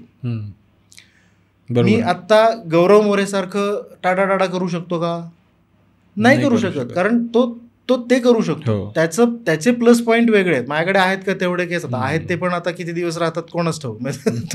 तो एक वेगळा संघर्ष चालू आहे माझा. सो कमिंग बॅक टू, जेव्हा आपण सगळ्यात महिलं तर मगाशी जसं म्हणाले की आपण काय करू शकतो, स्वतःला ओळखणं की मी अस्खलित मराठी बोलू शकतो का, मी छान वाचू शकतो का, माझं इंग्रजी किती चांगलं आहे, माझं हिंदी किती चांगलं आहे. स्वतःला समजून घेणं फार गरजेचं आहे. दुसरी महत्त्वाची गोष्ट, तुम्हाला खरंच हे करायचं आहे का, हा प्रश्न तुम्ही स्वतःला एकदा परत विचारा. मग जर करायचं असेल तर करा, फक्त विचारू नका. बरोबर आहे. Do it. मग एक एक एक एक एक एक त्याच्यातून बारकावे तुम्हाला इम्प्रूव्हमेंट होत जा. आणि तुम्ही प्रॅक्टिस करा ना. म्हणजे आता तुम्हाला या क्षेत्रात यायचं आहे तर तुम्ही ऑडिशन्स, आता सोपं झालं आहे, मोबाईलवरती शूट करा. कित्येक लोक ह्या रील्समधून स्टार झालेत. तुम्ही बघा, नोबडी कुड स्टॉप देम नाव. तुम्ही जर त्यांनी फक्त एकच रील केलं असतं आणि सोडलं असतं आणि म्हणाले असते की नाही रे बाबा, आम्ही एक रील केलंय, काय ते काय फार रिस्पॉन्स जमला नाही त्याला, असं नाही ना. बरोबर. तुम्हाला एक उदाहरण सांगतो मी. R.D. बर्मननी जेव्हा सुरुवात केली, मला आता साल एक्झॅक्टली सांगता येणार नाही, पण if you google maybe you will realize it. सुरुवातीच्या 1 वर्षामध्ये त्यांनी, जेव्हा when he started as a music director, 1 वर्षामध्ये त्यांनी 1 पिक्चर केला. दुसऱ्या वर्षी he did 2 films. Then for 5-6 years he could not do any film. त्यांच्याकडे काही ऑफर आल्या नाहीत.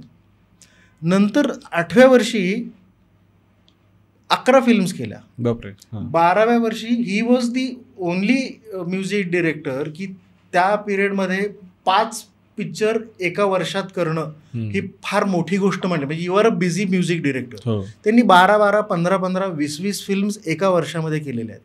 म्हणजे आता ते किती बिझी असतील, किंवा ते काय त्यांचा दिवस 48 तासाचा होता का?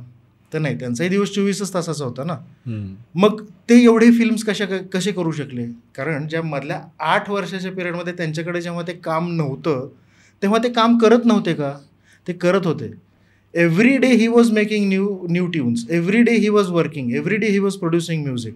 त्या 7 वर्षामध्ये केलेलं त्यांना पुढे 8व्या वर्षी त्यांचं ते संचित. म्हणजे तुम्ही तुम्हाला जर एखादी गोष्ट आवडते, एखादं क्षेत्र आवडते, तर तुम्ही ते करत राहील, ते कधी ना कधीतरी ते तुम्हाला फायदा मिळतो त्याचा. So this is how it is. म्हणजे तुमच्या प्रश्नाचं उत्तर जर if I have given it correctly, तुम्हाला आवडतंय, तुम्हाला इच्छा आहे, तर तुम्ही करा, झोकून द्या स्वतःला. There is nothing as an impossible thing in this world as long as you can compromise. Yes, आता थोडंसं क्रिएटिव्ह फील्डबद्दल बोलूयात, की जसं ॲक्टिंगशीच रिलेटेड आहे, की बऱ्याच वेळेस ना आपल्याला एकतर त्या कॅरेक्टरमध्ये जाता येत नाही, आणि जर गेलो तर ते कॅरेक्टर स्विच ऑफ नाही करता येत, तेच आपण फिरत राहतो त्याच झोनमध्ये. तर ते कसं केलं पाहिजे? म्हणजे नाही, मुळात तुम्हाला जर अभिनेता व्हायचं असेल तर तुम्हाला ते ऑन ऑफ करता आलं पाहिजे. म्हणजे आता मी एखाद्या दरोडेखोराची भूमिका करतोय आणि मी खांद्यावरती अशी कुऱ्हाड घेऊन जर मी रस्त्यांनी फिरायला लागलो तर मला दुसऱ्या क्षणाला लोक पोलीस स्टेशनमध्ये टाकून देतील. बरोबर नाही ना, मी तसं नाही बोललो. मला तिथे ऑन स्क्रीन मी ते कॅरेक्टर प्ले करतोय. मी विवेकानंदाची भूमिका करत होतो. मी अगदीच तुम्हाला होतो युगनायक विवेकानंद या नाटकामध्ये विवेकानंदाची आता त्या पिरियडमध्ये त्या भूमिकेमध्ये जाण्यासाठी मला अनेक इनफॅक्ट हे सगळं मी माझ्या अनुभवातून सांगतोय. मला खूप म्हणजे विवेकानंदांबद्दल जाणून घेण्याचा योग आला. मी त्यांचं साहित्य, त्यांच्यावरती केलेलं लिखाण, या सगळ्या गोष्टी. आता विवेकानंद म्हणजे योगी वैरागी माणूस. आता त्यांची भूमिका करणं म्हणजे मी काही आता घरदार सोडून मी काही कुठेतरी असं ध्यान लावून बसणं अपेक्षित आहे का? तर नाही ना. माझा संसार आहे. He could do it. I mean I cannot. I am just playing that character for 3 hours.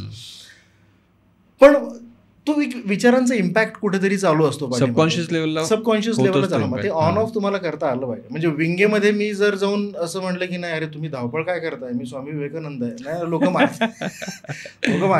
बरोबर. ते स्टेजवर गेल्यानंतर तुम्हाला ते परफॉर्म करायचं आहे तिथे, तर ते ऑन ऑफ करता आलं पाहिजे तुम्हाला. आता मी एक उदाहरण सांगतो, आणि ह्या सगळ्या गोष्टी आहे ना ह्या मोठ्या लोकांकडूनच शिकतो आपण. जर आपण प्रशांत दामले उत्तम अभिनेते, यशस्वी मराठी नाट्य निर्माते, त्यांचा जर आपण विचार केला ना, माझा एक मित्र आहे नचिकेत जोग नावाचा, तो त्यांच्या नाटकात काम करत होता. आय थिंक संशय कल्लोळ नाटकाचं. तर तो मला सांगायचा की अरे प्रशांत सर विंगेत जेव्हा असतात ना, तेव्हा ते त्यांच्या नाटकाचा हिशोब लावत असतात, आणि पण कान त्यांचं नाटक स्टेजवरती अलर्ट असतात की अरे आता कोणाचं वाक्य चालू आहे, थांब जरा 2 मिनिटं असं म्हणतात, पटकन जातात, त्यांचा प्रवेश करतात आणि वापस येतात. आणि म्हटलं मग जर प्रशांत दामले सर हे करू शकतात तर मग आपण का नाही करू शकत? मग ते ऑन ऑफ स्विच ऑन, की बाबा आता मी कोण आहे, आता मी ॲक्टर आहे, आता मी प्रोड्युसर आहे, आता मी आता कारण गोष्ट संयुक्त मानवाची या नाटकामध्ये मी खरं सांगायचं म्हटलं ना, तर मी फॉलो करतोय त्यांना की बाबा काय त्यांच्याकडून शिकतात बेसिकली. ऑब्व्हियसली मी कितपत यशस्वी होईन मला माहित नाही, बट आय एम ट्राईंग. तर मग मी निर्माता असताना, मी विंगेत असताना मी निर्माता म्हणून नाही उभं राहू शकत, मी कलाकार म्हणूनच तिथे मला थांबायला. मग ऑन स्टेज मी जेव्हा मी भूमिका करतो गणपतराव बोर्डस यांची, तेव्हा मला तिथे तसंच वागणं अपेक्षित आहे. ती भूमिकाच अपेक्षित आहे ना, तिथे मी बाकीचा माझ्यातला कुठला ऍस्पेक्ट आणू नाही शकत. त्यामुळे ते ऑन ऑफ तुम्हाला करता आलं पाहिजे. तितकंच तुम्हाला त्या भूमिकेशी समरस होता आलं पाहिजे, आणि तितकंच पटकन तुम्हाला बाहेरही येता आलं पाहिजे. ओके.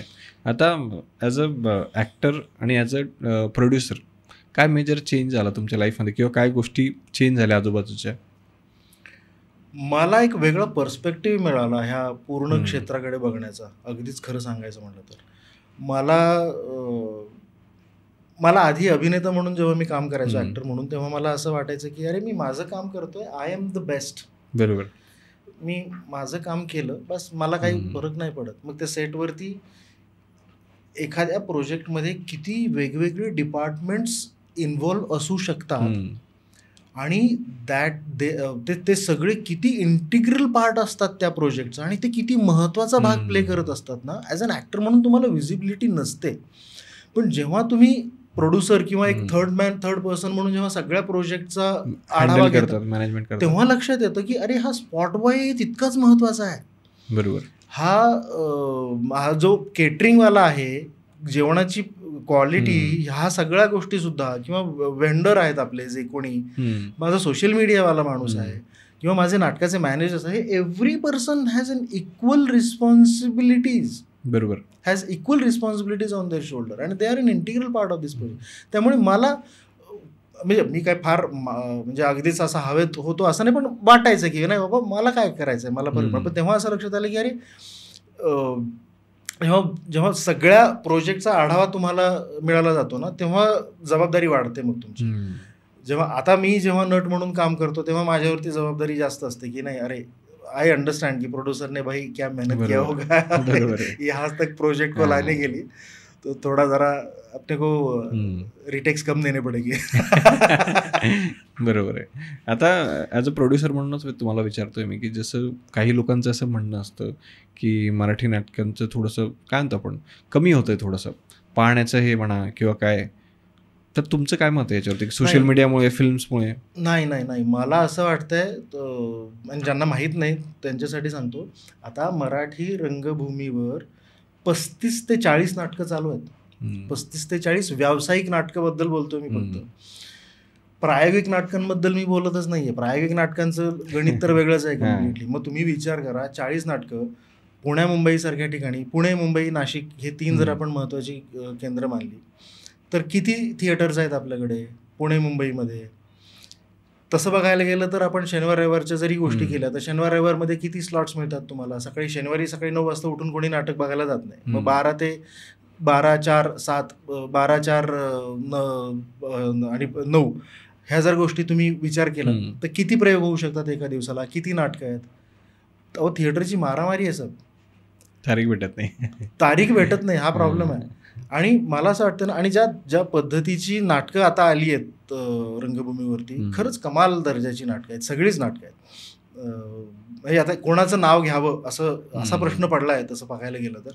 पण एक वेगळ्या म्हणजे प्रत्येकाचा विचार वेगळा आहे, प्रत्येकाचा मेसेज वेगळा आहे की कोणाला काय सांगायचं आहे, कोणाला काय सादर करायचं. कुठल्या नाटकामध्ये तुम्हाला घरगुती कॉमेडी बघायला मिळत असेल, कौटुंबिक नाटक असेल, कुठलं समाजात आजूबाजूला तुमच्या आजूबाजूला घडत असणाऱ्या गोष्टींबद्दल भाष्य करणारं एखादं नाटक असेल, एका बाजूला कुठलं तरी एक असं कॉमेडी हलकं फुलकं नाटक असू शकतं, जसं माझं नाटक आहे, संगीत नाटक असू शकतं.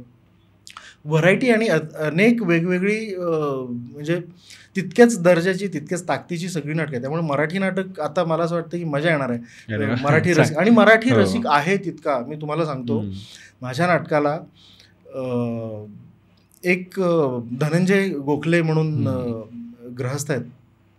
तुम्हाला सांगतो मी काय म्हणजे कसं किती प्रेम करतात ही रसिक प्रेक्षक आमच्यावरती रंगभूमीवरती. एका प्रयोगाला ते आले, प्रयोग पाहिला. दुसऱ्या प्रयोगाला मला फोन केला त्यांनी की मी येतोय बरं का आज संध्याकाळी तुमच्या प्रयोगाला बघायसाठी. म्हणलं हो सर या, तुमचं स्वागत आहे. किटकॅटची 35 पॅकेट असेच घेऊन ते एका कॅरी बॅगमध्ये घेतलं माझ्याकडून तुमच्या सगळ्या टीमसाठी. असं वाटलं अरे ऐक काय अजून काय हवंय आयुष्यात, काय हवंय. बरोबर. एक साऊथ इंडियन बद्री म्हणून एक माझा ऑडियन्स होता. तो पहिल्या नाटकाला माझा आला होता पुण्यातला. तुम्हाला सांगतो जेव्हा जेव्हा पुण्यात नाटक होतं, तो साऊथ इंडियन माणूस आहे. पुण्यात आजपर्यंत नाही ना म्हटलं तरी 15 ते 20 प्रयोग झाले. पहिल्या प्रयोगापासून आजपर्यंत त्या माणसाने पुण्यात एकही प्रयोग चुकवला नाही. प्रत्येक प्रयोगाला तो येतोच. त्याला मराठी फारसं कळत नाही, पण त्याला एकंदरीत एक्सपिरियन्स घ्यायचा इतका. आणि प्रत्येक वेळी तो कोणाला तरी वेगळ्या माणसाला घेऊन येतो. एक वेळेस तर असं त्याला म्हणजे माझा ठाण्यात प्रयोग होता, त्याची फॅमिली केरळवरून आली होती त्या पिरियडमध्ये. तर तो खास माझा प्रयोग दाखवण्यासाठी फॅमिलीला मुंबईला घेऊन आला, मुलुंडला. आणि म्हणलं की सर मैं लेके आया हूँ यहाँ पे फॅमिली को दिखाने के लिए आपका ड्रामा. मी इतकं प्रेम करतात लोक. बरोबर. आणि काय काय म्हणजे आता काय सांगू काय. त्यामुळे मराठी रसिकही तितकाच म्हणजे रंगभूमीवर प्रेम करतो, कलाकारांवरती प्रेम करतो. आणि मला असं वाटतं की आता सुवर्णकाळ येईल, नक्कीच येईल, नक्कीच येईल. तर आता एक शेवटचा पण इंटरेस्टिंग क्वेश्चन विचारतो, म्हणजे आमच्यासारख्यांसाठी कामात पडेल.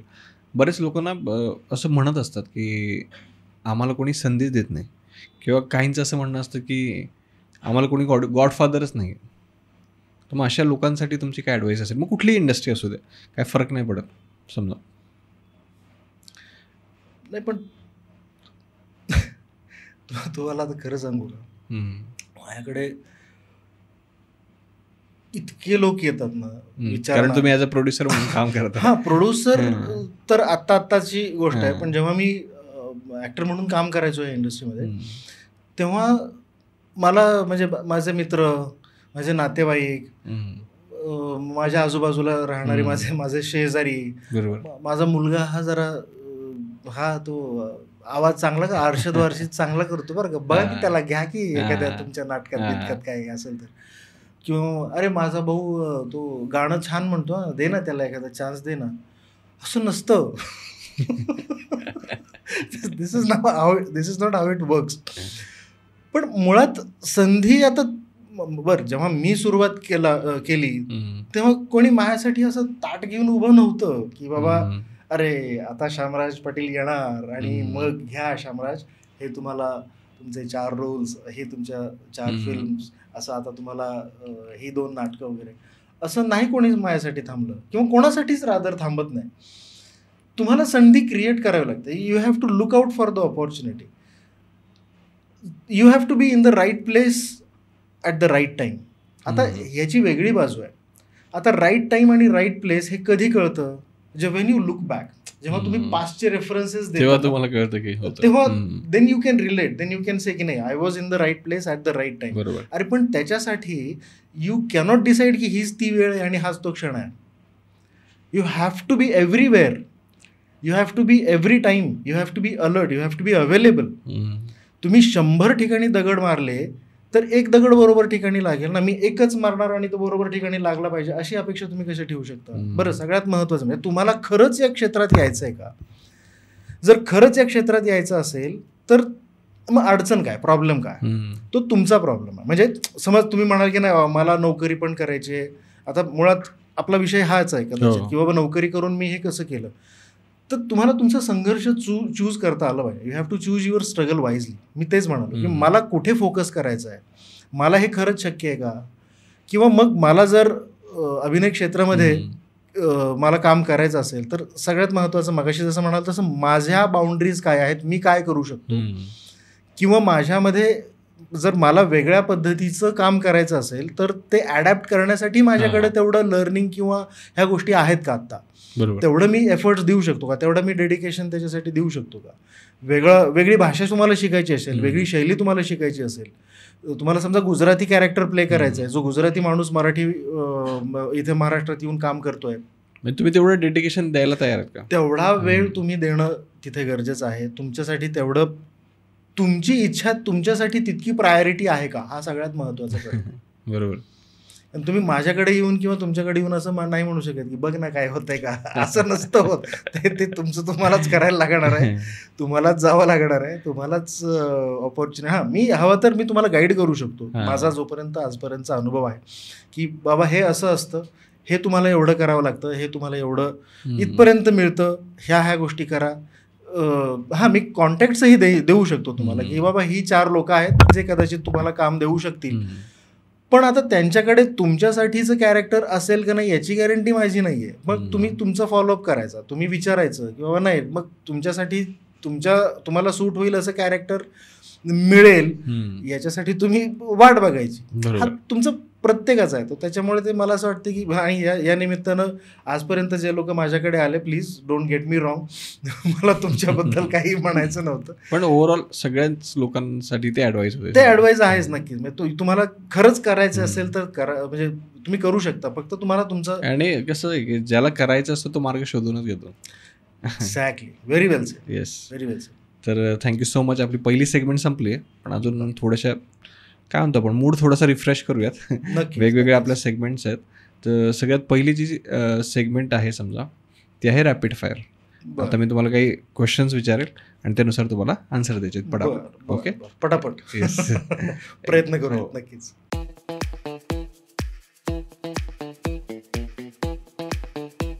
पुणे की मुंबई? बापरे.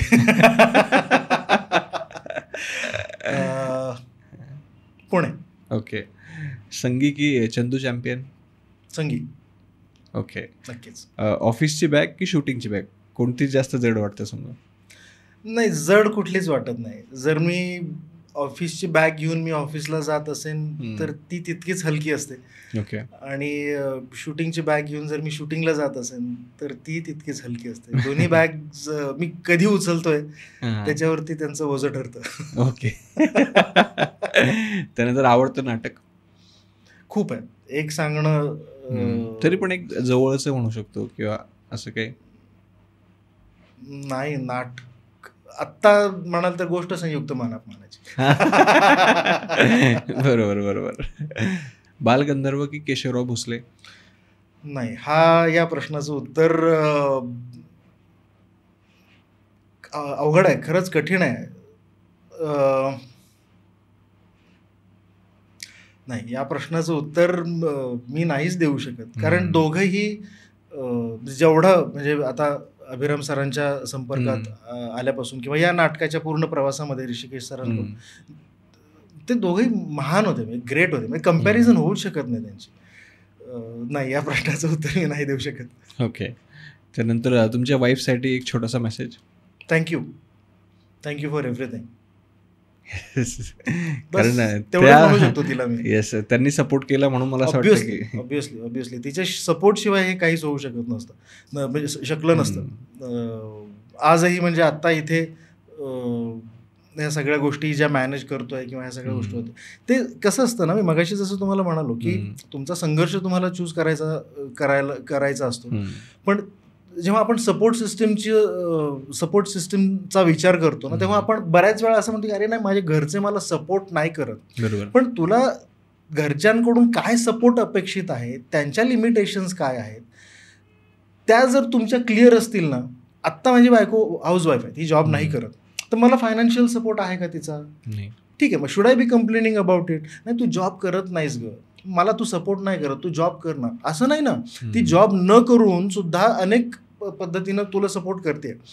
शी is handling the entire family in your absence. म्हणजे मला आता 2 मुलं आहेत, ते सगळ्या त्यांची दवाखाने, त्यांची शाळा, त्यांच्या वेळा, सगळं मॅनेज, ह्या सगळ्या गोष्टी माझ्या परस्पर अगदी व्यवस्थित मॅनेज होतात. म्हणजे एक प्रकारे तो सपोर्टच आहे ना. बरोबर. त्यामुळे मला असं वाटतं की ती आहे म्हणून हे सगळं होत आहे. बरोबर. थँक्यू. म्हणूनच एकच संदेश. त्यानंतर सेकंड सेगमेंट आहे आपली ओपिनियन. म्हणजे मी तुम्हाला काही व्यक्तींची नावं सांगेल, तुम्हाला त्यांच्याबद्दल तुमचं वैयक्तिक मत सांगायचं आहे. ओके. बरं.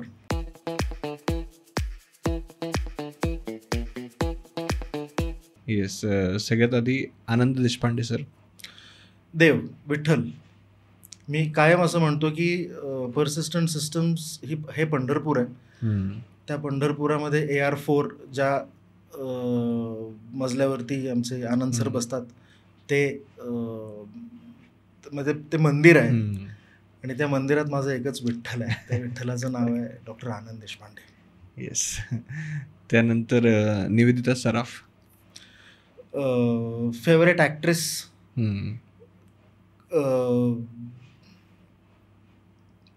बाकी काय बोलू, फेवरेट ॲक्ट्रेस, मला खूप आवडतं त्यांचं काम. नक्कीच. ओके. त्यानंतर स्पृहा जोशी. अप्रतिम कवयित्री, अमेझिंग ह्युमन बिईंग आणि उत्तम निवेदिका. ओके. आपली Marathi industry versus Bollywood industry. फरक असा काहीच नाही आहे. जिथेही तुम्हाला काम करायचंच आहे तिथेही तुम्हाला काम करायचं आहे. इथेही लाईट्स कॅमेरा ॲक्शनच आहे, तिकडेही लाईट्स कॅमेरा ॲक्शन आहे. त्यामुळे दोन्ही ठिकाणी फक्त भाषेचा डायलेक्ट, भाषेचा फरक असू शकतो. कारण तुम्ही दोन्हीकडे काम केलंय. मी दोन्हीकडे काम केलंय आणि असं कंपॅरिझन नाही. मराठी आहे, मराठीचं ॲडव्हान्टेजेस वेगळे आहेत, कारण इथे महाराष्ट्रामध्ये जिथे काम करतो तिथे तुम्हाला ओळख मिळते. हिंदीमध्ये काम केलं की अनेक ठिकाणी तुम्ही पोहोचलेला असता, कारण हिंदी म्हणजे पूर्ण भारतभर तुम्हाला व्हिजिबिलिटी देते. त्यामुळे काम तर करायचंच आहे, जे करायचं ते मन लावून करायचं, छान करायचं, डिरेक्टरला आवडेल इथपर्यंत करायचं. त्याच्या पुढे नाही जायचं, स्वतःची अक्कल पाजरायला जायचं नाही. त्यांनी कट म्हणलं की ओके सर, थँक्यू. येस. आता ओपिनियन बेसवरती आणखी एक सहज मला एक क्वेश्चन सुचला, तो एक विचारतो मी. तर आपण सिच्युएशनच्या नंतर बघूया. येस. जसं की आपली मराठी इंडस्ट्री आहे, त्याच्यामध्ये अशोक सराफ सर असतील किंवा लक्ष्मीकांत बेर्डे असतील, इतके चांगले नट होते, समजा ऍक्टर होते, मराठीमध्ये खूप चांगलं त्यांचं नाव आहे. पण ज्यावेळेस आपण हिंदीमध्ये बघतो त्यांना बऱ्याच वेळेस साईड रोल करावा लागला किंवा काय, तर याबद्दल तुमचं काय मत आहे, म्हणजे ओपिनियन काय? आता मराठी इंडस्ट्रीतला नट हिंदी इंडस्ट्रीमध्ये साईड रोल करतो म्हणजे त्याच्या कॅपॅबिलिटीवरती क्वेश्चन मार्क आहे का? तर नाही. तो नट म्हणून तितकाच ताकदवर आहे. कारण मराठीमधले it is about the opportunities that you are getting. म्हणजे आता तुम्ही अजून एक नाव विसरलात, श्रीराम लागू. मराठी रंगभूमीवरचा एकेकाळचा तो राजा म्हणून, म्हणजे मराठी पिंजरासारखा चित्रपट म्हणा, त्यांचा पहिला चित्रपट तुम्ही बघा काय ताकदीचा कलाकार होता. त्या माणसाने हिंदीमध्ये सुद्धा साईड रोल केलेलंच आहे. मग तुम्ही त्यांच्या कॅपॅबिलिटीवरती क्वेश्चन मार्क करता का? तर नाही. ते तितकेच, आणि ते रोल सुद्धा त्यांनी तितक्याच ताकदीने केले. ऍज आय सेड की एकतर तुम्ही ह्या इंडस्ट्रीमध्ये अनेक वर्ष काम करताय म्हणजे तुम्हाला या इंडस्ट्रीच्या डायनामिक्स माहित आहे. हिंदी इंडस्ट्रीमध्ये तसं बघायला गेलं तर थोडं परके पण जाणवतच ना. मग how many producers are Marathi? किती मराठी प्रोड्युसर्सनी हिंदी चित्रपट प्रोड्यूस केले? जर हिंदी चित्रपट हिंदी प्रोड्युसर किंवा हिंदी भाषिक प्रोड्यूस करतो तर तो नक्कीच त्याच्या हिशोबाने तो कास्टिंग करेल ना. जेव्हा ह्या सगळ्या गोष्टींचा विचार करतो आपण तेव्हा असं मला मुळात कम्पॅरिझन करणे की बाबा इथे मला छोटा रोल आहे, तिथे त्यांनी त्यांचा 100% दिलाय and they have done wonders. त्यांच्या कॅपॅबिलिटी बद्दल कोणी क्वेश्चनच करू शकत नाही, कारण ते महान होते आणि ते आहेतच, ते अजूनही आहे. मला असं वाटतं फक्त त्यांना जर लीड रोल ऑफर्स मिळाले असते, ऑपॉर्च्युनिटीज तशा तिकडे मिळाल्या असत्या तर त्यांनी वंडर्स दिले असते का? त्यांनी छान काम केलं, त्यांनी अप्रतिम काम केलं असतं आणि मग मजा. फक्त ती ऑपॉर्च्युनिटी त्यांना मिळाली नाही एवढंच. आता ती का मिळाली नाही, त्यावेळेची परिस्थिती काय होती, त्यावेळेची प्रोड्युसर्सची डिमांड काय होती, हा त्यावेळेचा भाग आहे असं वाटतं. ओके. त्यानंतर थर्ड आपलं सेगमेंट आहे की सिच्युएशन बेस्ड. तुम्हाला काही सिच्युएशन दिल्या जातील आणि त्यानुसार तुम्हाला काय रिएक्ट कराल तुम्ही किंवा काय घाबरवतोय सर? नाही.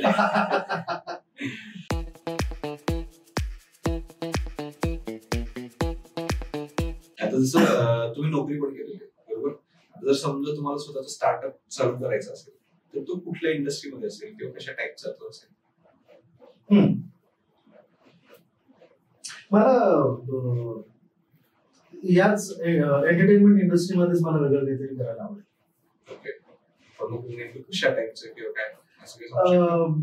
अजून असं काही ठरवलेलं नाही. कदाचित माझ्या प्रोडक्शनच्या अंडरच नवीन प्रोजेक्ट्स मी ऑनबोर्ड करेन किंवा एखादी इव्हेंट मॅनेजमेंट कंपनी असू शकते.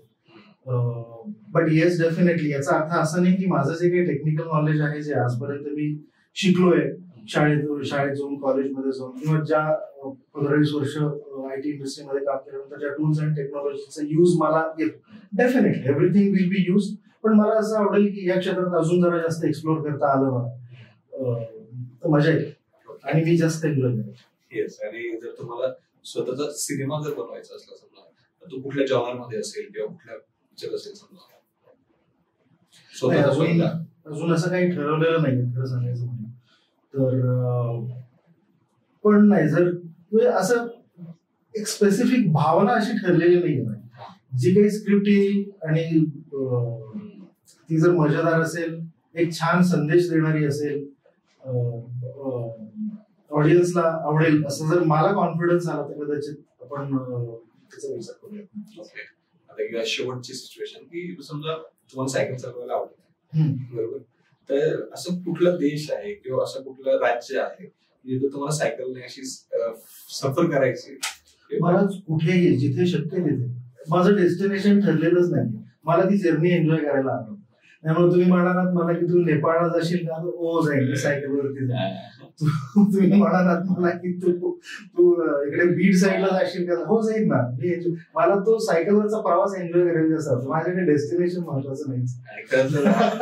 मेसेज आहे की त्या डेस्टिनेशन पेक्षा तुमची जर्नी महत्वाची आहे. ऍब्सोल्युटली. जर जर्नी एन्जॉय केली तर डेस्टिनेशनला पोहोचायला माझे.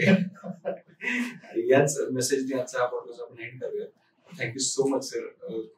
खरंच तुमचे आभार की तुम्ही या शो वरती आले त्यांनी याची थोडीशी प्रेस्टिज वाढली. अरे I am honoured, thank you so much. आणि तुम्हाला या चॅनलसाठी खूप खूप शुभेच्छा. असेच नवनवीन उपक्रम तुम्ही करत राहावे अशी ईश्वर चरणी प्रार्थना करतो आणि तुमचं परत एकदा धन्यवाद. Thank you so much.